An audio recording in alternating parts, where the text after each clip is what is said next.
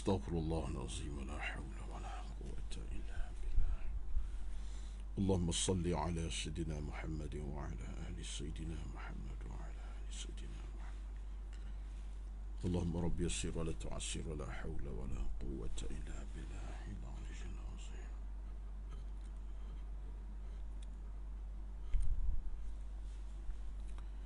Bismillahilladzi la yadurru ma'a ismi syai'un fil ardi wa la fis sama' was-sami'ul 'alim. Bismillahilladzi la yadurru ma'a ismi syai'un fil ardi wa la fis sama' was-sami'ul 'alim. La hawla wa la quwwata illa billahil 'aliyyil 'azim. La ilaha illa anta subhanaka inna kunna minadh dhalimin.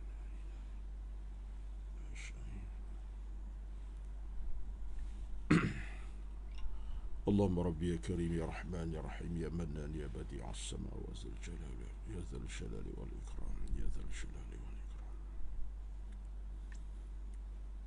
اللهم صل وبارك على محمد وعلى سيدنا محمد وعلى السلام عليكم ورحمة الله وبركاته.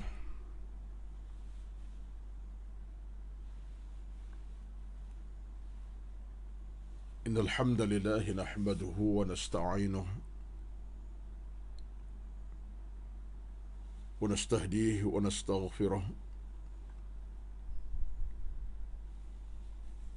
ونعوذ بالله من شرور أنفسنا ومن سيئات أعمالنا. من يهده الله فلا مضل له ومن يضلل فلا هادي له. أشهد أن لا إله إلا الله وحده لا شريك له. أشهد أن محمدا عبده ورسوله. ربنا عليك توكلنا وإليك أنبنا وإليك المصير.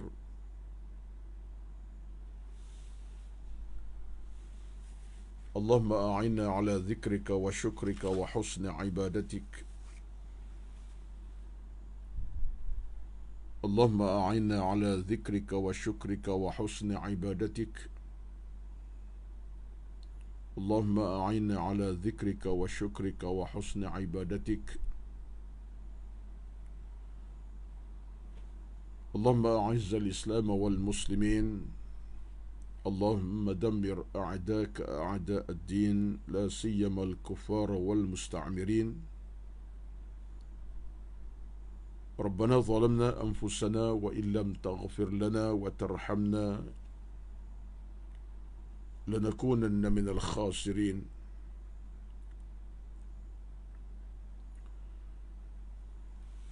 اللهم رب يسر أمورنا ولا تعسر علينا إنك أنت العليم الحكيم. لا إله إلا أنت سبحانك إنا كنا من الظالمين. اللهم رب اشرح لي صدري ويسر لي أمري واحلل عقدة من لساني يفقه قولي يا رب العالمين. أما بعد، أعوذ بالله من الشيطان الرجيم. وتزودوا فإن خير الزاد التقوى واتقون يا أولي الألباب. صدق الله العظيم. Yang bermaksud, dan hendaklah kamu membawa bekalan dengan secukupnya, dan sesungguhnya sebaik-baik bekalan ialah bertakwa kepada Allah Subhanahu wa ta'ala. Maka bertakwalah kamu kepada Allah, wahai orang-orang yang berakal, orang-orang yang cerdik dan bijak. Wattaqun ya ulil albab, dengan maksudnya bertakwalah wahai orang-orang yang cerdik dan bijak. Surahul Azim, surah Al-Baqarah ayat 197. Al-Baqarah 197. Sadaqallahul Azim. Yang dikasihi dan dihormati pengurusi Jabatan Kuasa Pengurusan Surau An-Nur Fasa 3A Bandar Seremban Selatan dan seluruh Jabatan Kuasa Pengurusan Surau, Al-Fadhil Tuan Imam Surau, Tuan-Tuan Bilal, dan seterusnya dihormati dikasihi tuan-tuan, puan-puan, muslimin dan muslimat dari kalangan para jemaah Surau An-Nur Fas 3A yang bersama pada pagi ini, termasuklah rakan-rakan kita di luar sana yang jauh daripada kawasan surau, bahkan berada di lokasi-lokasi yang jauh di perantauan selatan tanah air, Sabah, Sarawak, Timur Barat, Utara, bahkan dari mana-mana sekalipun. Alhamdulillah, kita pertama-tama di pagi yang penuh barakah ini, dalam suasana kita mengharapkan Allah Subhanahu wa Ta'ala sentiasa merahmati, memberkati dan sentiasa anugerahkan buat kita keselamatan, keamanan, kebahagiaan, jauh daripada sebarang musibah yang menakutkan kita, musibah yang kita tak mampu hadapi dan mikulnya, kerana amat berat musibah itu, bencana seumpamanya. Maka mudah-mudahan dengan kita sentiasa merintih berdoa kepada Allah Subhanahu wa Ta'ala, dalam kita bermohon itu pasti tidak akan pernah dikecewakan Allah Subhanahu wa Ta'ala sedikit pun. Bahkan dengan izin Allah, Allah kabulkan rintihan-rintihan kita, munajat-munajat kita, kerana Allah tidak pernah menutup pendengaran daripada hamba-Nya yang sentiasa bermunajat merintih kepadanya. Allahu Akbar, Allahu Akbar, Allahu Akbar. Dan kita yakin, kita percaya bahawa dengan kita merintih dan memohon sahajalah, maka segala ruang-ruang hidup ini Allah akan buka kebaikan kemuliaannya. Apa sajalah dari ruang hidup kita, sama ada bab rezeki, bab harta, keluarga, anak pinak, makan minum, kesihatan badan dan seumpamanya. Kerana semua ini adalah urusan milik Allah Subhanahu wa Ta'ala, bukan milik kita. Kehidupan ini milik Allah, bukan milik kita. Kita sekadar pemegang amanah sementara saja. Kita akan pegang amanah ini sampai kita mati. Dan sekalipun kita mati, tak selesai amanah kan akan dipertanggungjawabkan di hadapan Allah di padang mahsyar nanti, iaitu di saat kita bertemu Allah nanti, Allah akan beri kita satu pulangan hasil amal masing-masing. Maka yang baik, amal yang salah, kebaikan menanti; amal yang jahat, maksiat, keburukan, kecelakaan menanti kita. Jadi dalam hidup pilihan kita ada yang ketiga, tuan-tuan. Pilihan kita buat yang baik, tolak kejahatan; buat yang berpahala, tolak yang berdosa; buat yang boleh bawa ke syurga, tolak laluan amal-amal yang boleh bawa kita ke neraka. Itu saja dia punya key point situ. Bila kita ada key point tersebut, kita akan dah tahulah apa cara kita untuk kita mencari jalan-jalan keselamatan khas untuk diri kita masing-masing, khas diri masing-masing. Soal masyarakat tu kita bincang, diri masing-masing fikirkan. Sebab diri masing-masing ini satu di antara tanggungjawab amanah besar pada Allah Azza wa Jalla kepada kita. Dalam Quran Allah sebut secara nyata dan jelas, ya ayyuhallazina amanu, wahai orang beriman. Allah sebut kepada kita untuk kita lihat diri kita, wal tanzur nafsum ma qaddamat lighadin wattaqullah. Tolong semak diri masing-masing, tolong tengok diri masing-masing, tolong semak diri masing-masing, apakah persiapan amal yang dilakukannya untuk menghadap Allah ghadan, keesokan harinya. Kerana para ulama menyentuh dalam isu ini bahawa bila Allah sebut ghadan, bermakna hampir sangat kita dengan kematian. Ghadan ni besok, maknanya pendekat dengan hari ni lah kan. Sebut yang 2 minggu lagi jauh sangat, sebulan lagi jauh. Tapi sebut besok tu, hari ni hari Selasa, besok hari Rabu, lepas Rabu Khamis. Jadi memang dekat. Dia sebut, Allah sebut ghadan itu dekat, kematian itu hampir kepada kita. bila-bila masa sahaja, tidak pagi, mungkin petang, tidak petang, mungkin malam nanti. Jadi wallahu alam, kita pun tak boleh nak bercakap panjang sangat hari ini, tetapi yang pentinglah peringatan Allah itu kita pegang betul-betul. Dan Allah berkuasa penuh atas kita hambanya, dan kita tak ada sebarang kuasa dalam urusan kehidupan kita, melainkan kita usaha, itu kuasa kita. Usaha gigih bekerja demi ibadat, demi Allah, demi kebaikan agama, harta dicari kerana Allah, dunia diraih kerana Allah Azza wa Jalla, bina anak kerana Allah, bina keluarga kerana Allah, dapat nikmat rezeki kerana Allah, semua kerana Allah, selesai kita. Itu kita diharapkan, itu diharapkan oleh agama untuk kita amalkannya. Sebab itulah tuan-tuan, puan-puan, sekira mukadimah ini lebih kepada sifatnya untuk kita tanwirkan, kita tanwir apa? Cahayakan, ya, mana yang lubang gelap, kita nak tutup dengan, kita nak bagi ruang cahaya untuk menutup ruang-ruang kegelapan itu. Jadi ilmu ni tuan-tuan, satu di antara perkara yang tidak kita nak kena letak sebagai asas utama dalam perjalanan kita, kerana akhirnya ilmu lah yang akan memandu kita ke jalan keselamatan, ke jalan keamanan, kebahagiaan, tidak ke jalan kemaksiatan dan keburukan yang memburukkan hubungan kita dengan Allah Rabbul Jalil, Allah Tuhan, Allah Subhanahu, Tuhan yang Maha Semesta, Tuhan Maha Berkuasa Baik. Tuan-tuan, puan-puan semua, dalam kuliah subuh kita pada pagi ini, online ini, saya nak garapkan suatu bentuk garapan yang lebih bersifat namanya muhasabatun nafsi. Saya nak garap satu perbincangan yang mudah dalam masa yang terbatas, tak sampai 40 minit, lebih kurang 40 minit ini, tuan-tuan. Nak tengok dari kacamata bagaimana kita nak membina sebuah kehidupan yang ada nilai-nilai keuntungannya. Justru kita kena muhasabah segera. Bila kita dapat muhasabah segera, hati kita, jiwa kita, perasaan kita, amal, ilmu kita, kita selamat. Kita tak boleh nak pimpin, pandu kita, hidup kita ini tanpa kita muhasabah diri. Tak boleh, tuan-tuan. Saya pun sebut acap boleh sebut macam kenderaan kita lah. Tak boleh kita sekadar tim mandu saja. Start pagi pandu, malam pandu, tengah hari pandu, ke mana-mana kita pandu. Betul lah tu. Tetapi tak cukup dengan kita pandu saja. Pasti kenderaan kita kenderaan yang tip-top keadaannya, sempurna situasinya atau keadaan kereta tersebut, balancingnya, alignmentnya, servis minyak cukup, ya. Itu semua perkara yang berkaitan dengan soal kenderaan.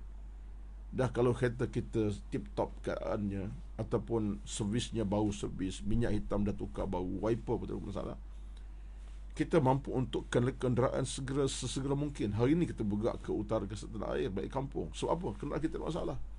Kita tak takut berbanding kenderaan kita yang bermasalah. Enjin tak berapa nak elok, minyak hitam dah tukar 3 tahun contohnya, tayar pun tak berapa nak balance dengan elok, yang botak sebelah, yang sebelah okey. Berani tak kita buat kereta dia? Tak berani. Sebab akan memberi kita kecelakaan di tengah jalan. Boleh jadilah kita kata boleh jadi, tapi hakikat macam itulah. Kenderaan yang rosak, yang buruk, ataupun minta maaf yang tak elok tadi, kita pandu juga, alamatnya kita menemui masalah jalanan. Tak sampai pun 1 jam jalan, tayar dah mula pancit, enjin tak nak hidup pun keadaan slow sangat. Jadi makna apa sebab? Kereta tak dibersihkan, dicucikan, dimandikan je.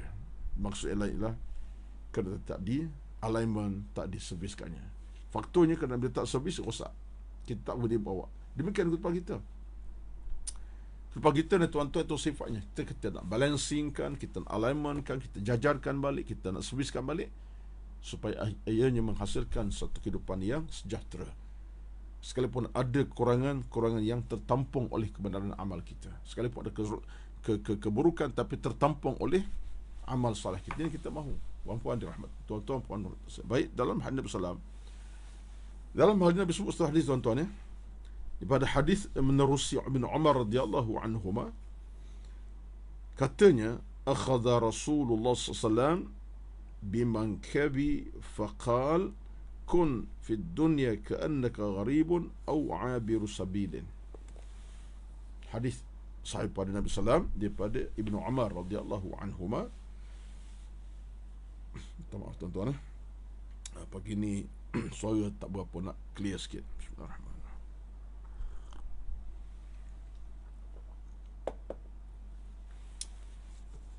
semacam melekat di anak tengkuk tu, di leher tu. Tapi tak apa, insyaAllah.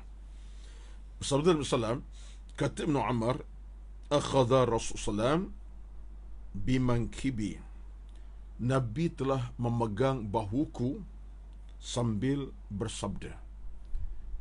Ini cerita berlaku kepada siapa, tuan-tuan? Kepada Abdullah ibn Umar bin Al-Khattab radhiyallahu anhuma. Maknanya berlaku pada anak Umar, Abdullah. Dan cerita balik apa yang berlaku. Satu hari Nabi SAW akhadha salam bimankibi, Nabi pegang bahuku. Ya. Faqal, Nabi sabda, kun fi dunya ka'annaka gharibun aw 'abiru sabilin. Hei Abdullah bin Umar, kata Nabi sallallahu alaihi wasallam, begitulah ya. Kun, jadilah kamu, fi dunya ka'annaka gharibun aw 'abiru sabilin. Bacaan kena betul ya. Ka'annaka gharibun aw 'abiru sabilin. Maksudnya, jadilah kamu, hai Abdul Umar, seorang manusia yang asing ataupun sedang bermusafir di bumi ini. Tuan-tuan, Nabi letak satu tanda aras yang penting pada semua umat baginda, bukan saja Abdul Umar dalam cerita hadis, bukan saja untuk dia, tapi untuk umat Nabi sampai kiamat. Kita termasuk dalam hubungan hadis ini sebenarnya.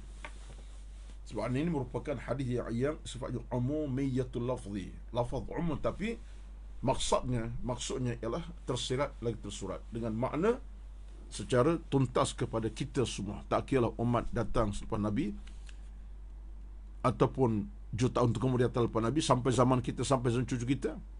Hadis ini hadis mengenai kita semua sampai kiamat. Itulah kelebihan di antara situasi, sikap Nabi, amalan Nabi, gaya hidup Nabi, perbuatan Nabi, bicara Nabi, senyum tawa Nabi, kerja buat Nabi. Semua itu merupakan tuntutan kita untuk kita turuti, penuhi dan kita laksanakan. Sebab itulah tuntutan ini besar, tuan-tuan semua. Sama ada kita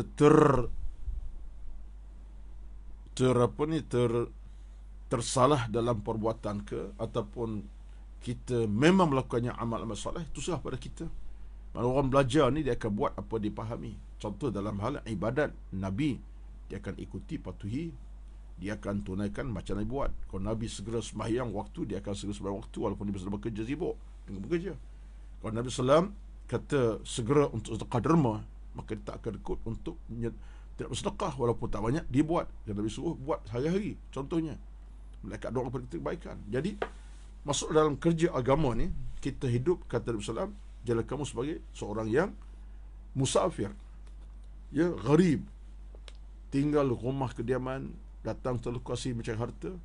Kita tahulah keasingan kita macam mana. Situ bukan negeri kita, negara kita, non jauh di sana, kita datang sebagai tetamu asing. Dan ia tidak mengekal kita di lokasi tersebut. Satu, kita berpindah balik, ataupun kita kena musafir balik ke negeri kita. Tak kira 10 tahun ke datang, ke 5 tahun, penting kita akan balik ke negeri kita. Sebab ini bukan negeri kita. Nabi kata, jadi kamu sebagai orang asing di bumi ini. Cuba tengok tuan, hadis ini menarik ni. Nabi kata, jadi kamu orang yang asing di bumi. Au abiru sabilin, atau kamu seorang yang sedang berdagang, sedang bermusafir, nak pergi jauh, dah ke tempat yang lebih selesa, sekejap berhenti minum air, makan contohnya. Our kita sekarang ni, tu berjalan lepas selesai, pergilah, pergi mana pergi. Tapi tempatnya dianggap sebagai tempat sementara. Berhenti minum air, dah kenyang, jalan pergi. Berhenti makan nasi, contohnya order nasi, ke nasi goreng apa benda, tengah hari, dah masuk tengah hari, lepas makan kita langsung pergi, lalu pergi, tak tinggal situ dah. Jadi inilah antara kita dengan alam dunia. Lepas tu Nabi cuba bagi imbauan yang menarik untuk kita faham dunia betapa indah macam mana, dunia gah macam mana sekalipun, dunia harta benda kamu melimpah ruah sampai tak cukup, tak boleh nak agih dah. Contoh banyak sangat harta, contohnya ya orang kaya, tuan-tuan, begitulah ceritanya. Kekayaan tu Allah bagi melimpah ruah. Sekalipun begitu keadaan kamu, tapi kamu tak kekal selama-lama di atas bumi Allah SWT ini. Apa kamu ada itu, Allah akan ambil kembali. Cara Allah ambil tu bagai cara lah. Allah uji dengan kesakitan melampau. Itu semua kena Allah Azza wa Jalla. Allah uji dengan cara dia ambil kita secara mudah-mudah, mengejut-mengejut. Contohnya, hilang duit, hilang sekian-sekian sumber pendapatan kita, hilang. Nak cover balik bukan mudah. Bukan hari ni kita hilang duit ni sekian-sekian, besok dapat. Tak mungkin. Ya, kita perlu masa.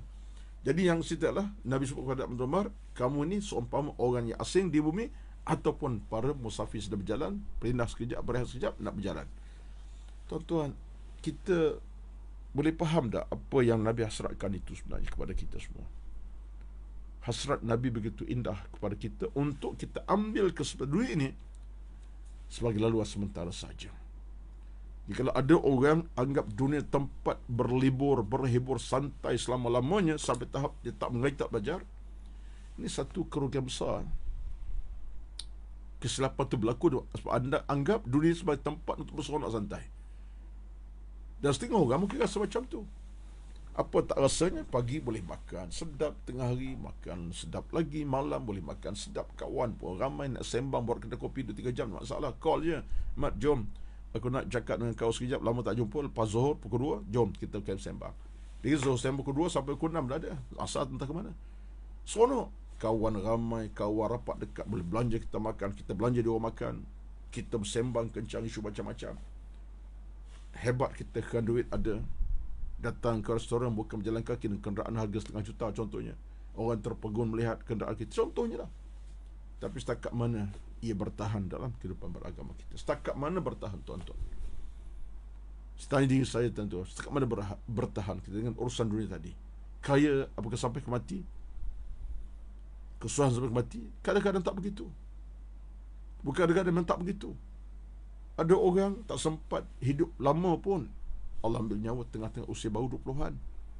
Tak sempat mati ke masa tua, tak dapat besar menikmati hubungan keluarga, anak-anak. Contoh, tak ada anak pun, isteri pun tak ada lagi. Ada orang Allah ambil rezeki hartanya secara mengejut. Dalam keadaan Allah baginya satu balak bencana, hilang harta mengejut. Atau sebab kegagalan ke dengan rakam perniagaan ke, Allah bakarkan rumah kediaman sampai tak boleh nak selap apa-apa. Ini semua berlaku, tuan-tuan. Allah Maha Kaya.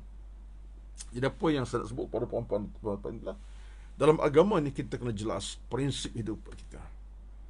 Prinsip hidup kita adalah bersama Islam, dan kita nak bina hidup kita secara moralnya dalam konteks ada kekuatan agama, iman, taqwa pada Allah Subhanahu Wa Taala. Jangan hidup kosong. La syai'ah. Tak ada apa, jangan. Yang dia tahu, makan, minum, pakai, berjalan, seronok santai. Itu kosong namanya kehidupan itu. Kehidupan yang bermewah, kehidupan yang berharga ialah kehidupan yang diisi dengan ketakwaan pada Allah Subhanahu Wa Taala. Dia faham syurga neraka, dia faham ancaman dosa pahala, dia faham tentang ancaman siksa Allah.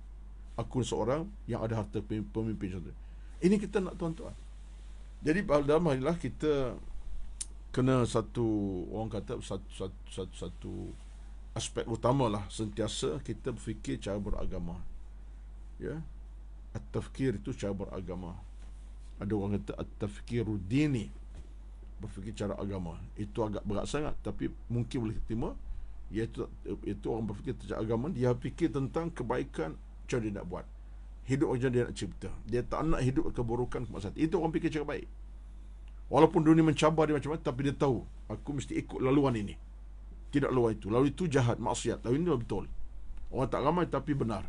Ada kaedah-kaedah yang bawa kepada syurga Allah Azza wa Jalla, kebaikan dan sebagainya. Baik, tuan-tuan sekalian, maka dalam hal ini Nabi tak satu proses utama kepada kita ialah dengan kita jadi orang yang seumpama asing ataupun orang yang musafir perjalanan. Baik, tuan-tuan sekalian, maka hal inilah menuntut kita supaya kita faham bagaimana bila kita dapat letak asas utama hidup ini di atas pasti agama tadi, kita akan faham mana baik, mana buruk, benar dan salah. Saya ambil satu contoh yang mudah kepada kita lah. Kalau tanya kepada kita masing-masing, limadha na'ish, kenapa kita hidup? Apa penting kita hidup? Limadha na'ish, kenapa kita hidup? Kenapa kita angkat hidup ini dengan nilai-nilai keimanan, ketakwaan, oksigen semuanya? Kenapa, tuan-tuan? Asal pertama ialah kerana kita nak jadi hamba Allah yang patuh kepada Allah Azza wa Jalla. Al-khudu' wa tadallul li'ibadatillahil wahidil qahar. Asal pertama kita nak angkat kita sebagai hamba Allah yang boleh tunduk kepadanya, yang boleh faham, kenal siapa Allah sebenarnya. Aku ni lemah, Allah Maha Agung. Ini hakikat akidah sebenarnya. Ada orang kadang-kadang tak mampu untuk fikir macam tu. Bahkan lebih teruk, dia tak kenal pemerintah agama Allah Azza wa Jalla ini. Tak tahu dosa pahala. Ini lebih teruk. Hidup tapi dalam keadaan macam bangkai mayat. Tak nak macam tu. Kita nak hidup tapi dalam sana rahmat Allah meniti di bahu kita dalam hidup kita. Rahmat Allah menunggu kita daripada masyarakat, dan kita diberkati dunia lagi sampai akhir sampai oleh Allah SWT. Baik. Saya turun ke level yang sepatutnya. Kenapa kita nak ke tadi? Ialah kita faham antara satu cabaran utama dalam hidup beragama ialah rangsangan-rangsangan yang boleh mengotori jiwa kita, mengotori hati nurani kita. Rangsangan yang negatif, rangsangan yang buruk, rangsangan yang tak clear, bahkan kabur sekabur-kaburnya. Tuan-tuan sekalian, saya mungkin terlepas pandang nak sebut sini. Kalau saya boleh sebut baliklah, ya, sebab saya termenung sekarang sekejap ini, bahawa kita ni dalam hidup beragama ni, sebenarnya kalau kita dapat memahami kenapa kita hidup, kaifa a'ishu lil Islam, cara kita hidup untuk Islam, kita akan pandu hidup kita dengan watak keagamaan dan keimanan kepada Allah SWT.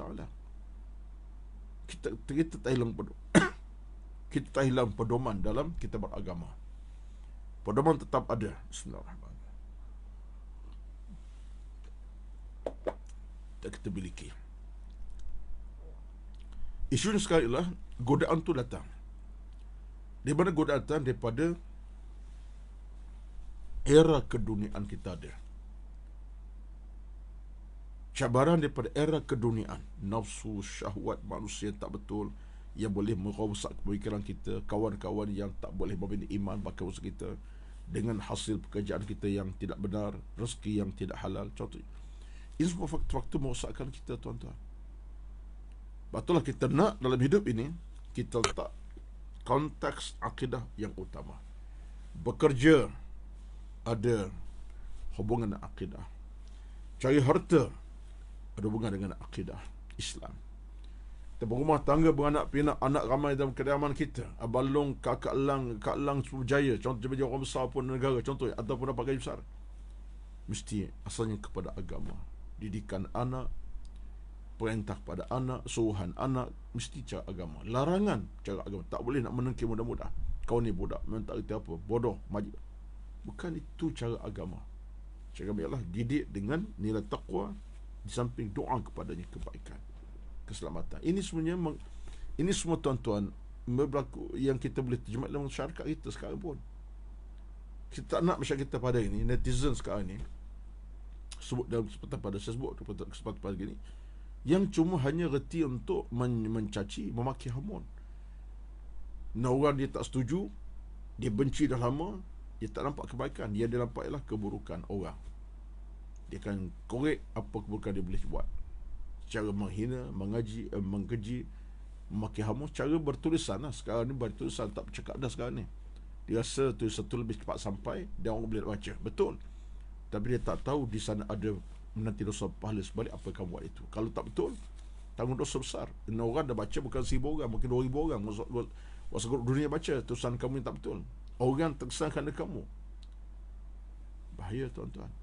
Benda macam ni kita nak kena perbetulkan balik, fokuskan balik. Dan saya ringkaskan, kalau kita bercakap tentang fokus tadi, yang pertama, orang Islam mesti tunduk betul-betul kepada Allah Subhanahu wa Ta'ala. Pastikan jangan syirik, jangan kufur terhadap Allah Azza dalam situasi yang kita berlaku. Kita kena ikhlas kepada Allah dalam kita berbohong, merintih, ikhlas kepada Allah Azza wa Jalla. Jangan ada nilai-nilai yang lain. Bila kita ikhlas kepada Allah, Allah tidak akan kecewakan kita, lalu Allah akan beri kita apa kita nak. Kerahmatan, keselamatan, keamanan, kebahagiaan, kerajaan, kita akan dapat. Sebab Allah sifatnya tidak pernah boleh zalimi hambanya.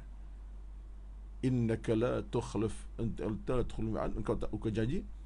Dan kata dalam Quran yang lain sebut kepada kita, Quran menyebut tentang alam sekalipun tidak akan kufur, bahkan tasbih kepada Allah, angkat nama Allah malam siang. Cuma kita tak tahu apa ucapan pokok-pokok Bukit Bukau kepada Allah, kita tak akan dengar. Kau dengar kita yang tumbang dulu, ya? Mungkin pelik, mungkin macam-macam. Dia batu bercakap, bukit bercakap, tapi mereka tetap bertasbih kepada Allah malam siang pagi petang. Apalah kita manusia, tuan-tuan. Betul, persoalan kita adalah kita lah bi'aula untuk mencari jalan penyelesaian melalui iman agama kita. Baik. Dalam hal ini, Dr. Fathiah Khan telah menuliskan kitab yang cantik, iaitu Madza ya'ni intima'i lil Islam. Apa maksud makna saya mengenal Islam? Ini tulisan dikaryakan oleh Fathiah Khan rahmatullahi alaih. Moga Allah Subhanahu wa taala askanahu fil firdaus fil firdaus ala, Allah letak beliau di tempat yang terpuji. Baik. Dia begini.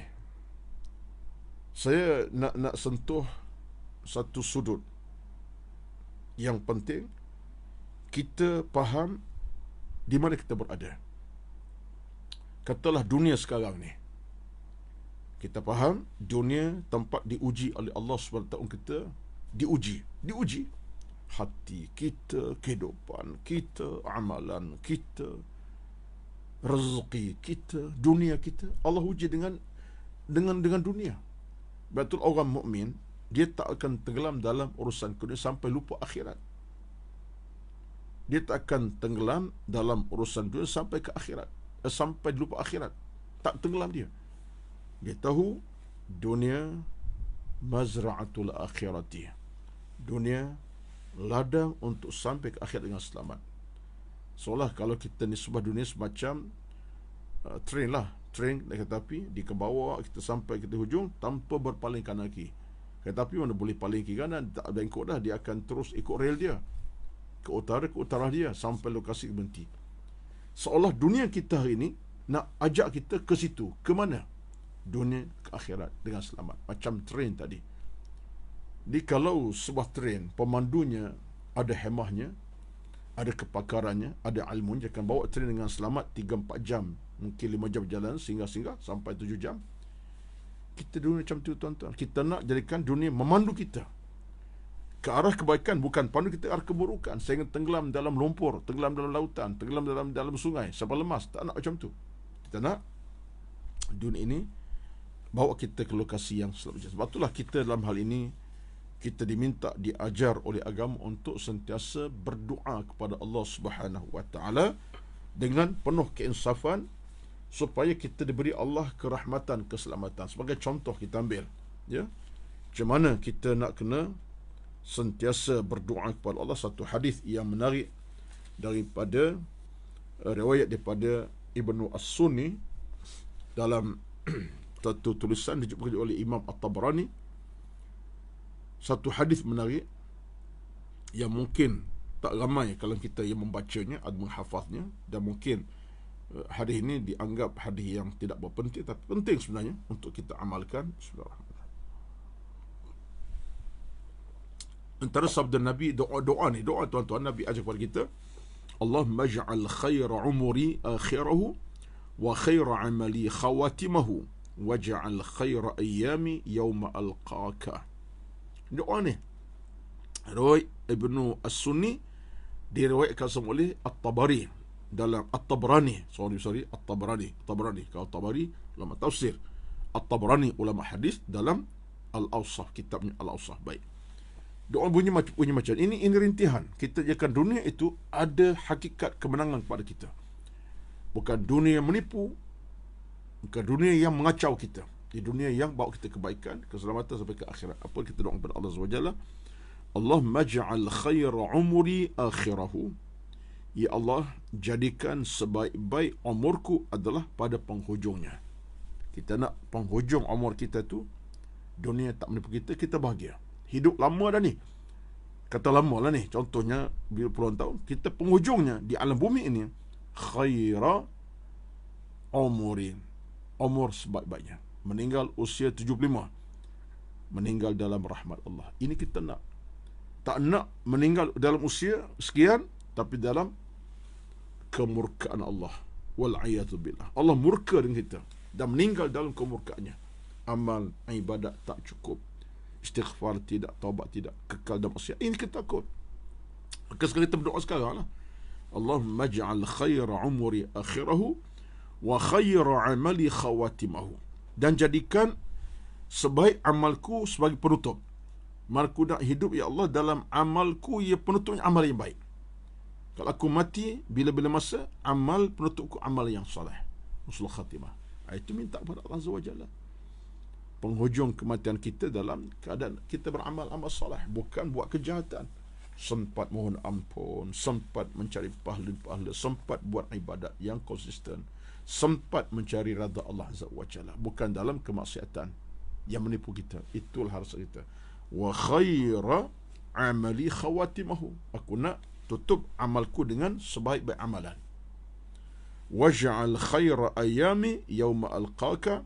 Dan jadikanlah sebaik-baik hariku adalah hari di mana aku berjumpa denganmu, ya Allah, nanti. Kita nak hari terbaik aku ialah di mana aku nak bertemu Allah, melihat wajah Allah pula tu. Sekarang hadis sabit dalam hadis Nabi sebut ahli syurga melihat wajah Allah Subhanahu. Ini disebutkan oleh Imam Syafi'i sebut Ibn Taymiyah, ahli syurga dapat melihat wajah Allah face to face di alam syurga nanti. Tunggu masalah. Kita minta sekarang ni, waj'al khaira ayyami yauma alqaq. Ya Allah, jadikan sebaik-baik hariku ialah hari bertemu Engkau, ya Allah. Hari bertemu Engkau, ya Allah. Yauma alqaq, hari aku bertemu Engkau. Itu hari bertemu di padang mahsyar ataupun di alam syurga.